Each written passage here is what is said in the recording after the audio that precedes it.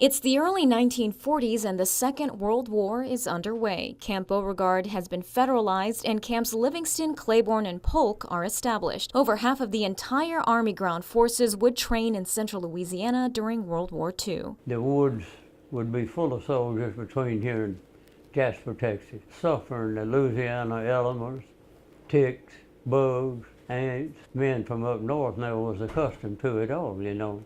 We didn't have no snow and nobody ever got frostbite here, you know. 88-year-old Randy Wilson was 14 at the time and would sell newspapers for the Chicago Tribune to the various camps before school. On the weekends, he shined boots. With Cenlaw still recovering from the Depression, Randy was happy to be working. All of a sudden, the war's putting prosperity in the area which wasn't there before, put change in our pocket. Wilson remembers getting in trouble several times for going into the woods during training to sell papers and giving away the soldiers' positions. It was supposed to be camouflaged and hid and all that. Them fellas was anxious to see what was going on in Philadelphia, Chicago, you know. They'd jerk open a newspaper and a spotter plane would come over and you could see that for 3 miles up in the air.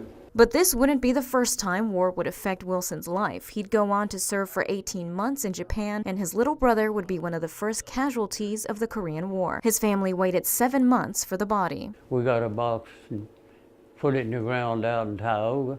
Never knew what was in it, never will know. Stories like Randy's are being recorded by the Louisiana Maneuvers and Military Museum to log the oral histories of local residents who lived during that era. History that curator Richard Moran, after 17 years with the museum, is still learning. We wanted to expand our home front a little more, so we're still doing any soldier interviews, but also we're now interviewing locals. There's more stories than I could ever learn or tell, and we're trying to capture as many as we can. So I highly encourage everyone to come out to the museum or at least call us and see if we can't use their stories. On Camp Beauregard, Lydia Magallanes for News Channel 5, your local station.